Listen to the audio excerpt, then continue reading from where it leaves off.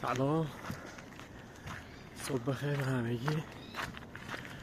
عارف هستم از ونکوور کانادا. مخلص همگی.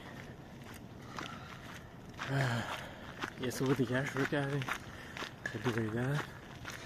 امروز 4 روزی هستش که شروع کردم به دویدن. خیلی خوابم میاد. دیشب از دیر خوابیدم، ساعت 3 خوابیدم، ولی خب صبح خودم گفتم هر طور که شده باید بیام و ورزشم بکنم. یه موضوعی که هستش اینه که اگر به خودتون یک قولی رو میدین حتما سعی کنید که روش بمونید به هر قیمت.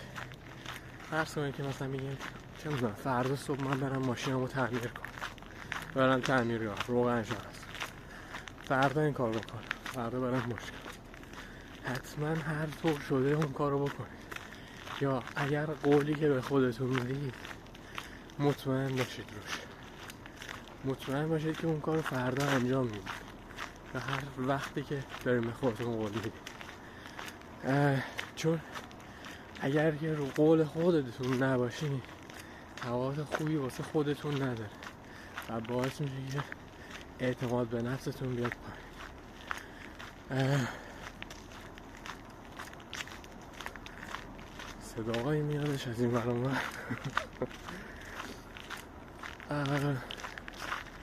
حتما حواستون باشه. خیلی آرام دیدم مثلا خوشون از شنبه شروع میکنم، از شنبه شروع میکنم باشگاه رفتن و ورزش کردن.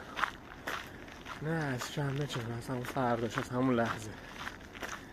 اینو حتما دقت داشته باشید و اینکه خیلی حواستون باشه هر چقدر این کار رو بیشتر بکنید و هی به خودتون قول بدین و انجام ندین هم موقع اعتماد به نفستون میاد پایین. مهمترین چیز تو زندگی به نظر من یکی امیده، یکی اعتماد به نفس. امید داشته باشی به مسیر، اعتماد به نفس داشته باشی نسبت به خودت که بتونی این مسیری که پیش رو داری و هرچه خوب و هرچه سریعتر بگذرونی. قرار هم نیستش که همیشه بری و برسی به هدف و از اون هدف لذت ببری. به خودت قول میدی فردا چه میدونم لباساتو بشوری، همونو اگه فردا انجام ندی 4 تا لباس دیگه هم میاد روش. پس سعی کنیم حواسمون باشه چی میگیم به خودمون، خیلی مهمه. خلاصه همین، خیلی مخلصیم. این یه ذره بدویم.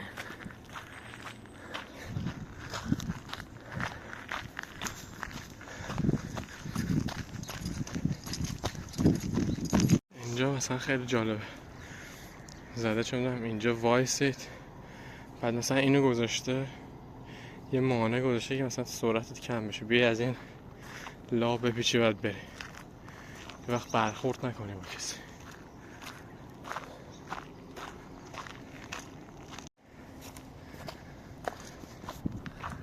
یعنی هر جایی که میبینی یه عالمه علامت گذاشتن واسه اینکه ملت حواسشون باشه. اینجا آتیش روشن نکنید، اینجا نمیدونم سیگار نکشید.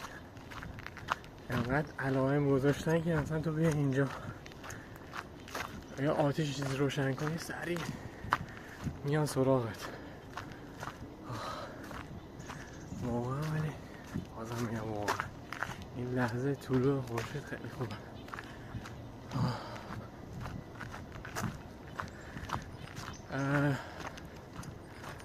من داشتم راجع به قول دادن صحبت میکردم که وقتی قولی به خودتون میدین روش باشید. خیلی خیلی حواستون باشه به این موضوع و اینکه دیگه حرف زیادی ندارم. کلا من آدم خیلی پر حرفی نیستم، به خاطر همین ویدیوهایی هم که میگیرم سعی میکنم که یه سری مواردی که به ذهنم میرسه خیلی کوتاه و مختصر راجع بهش صحبت کنم. شاید تو به مرور زمان همینجوری این حرفو بیادش رو هم دیگه و خودم هم بیشتر ازشون تاثیر بگیرم. خیلی خوب پیش میادش خودم این کارو میکنم، قول میدم انجام نمیدم، ولی باید حواسم باشه که بیشتر دقت کنم به این موضوع و باعث که اعتماد به نفسم بره بالا. بلای همگی، ارادت، خدافظ. اینجا رو ببین، مثل پارک جهانشهره.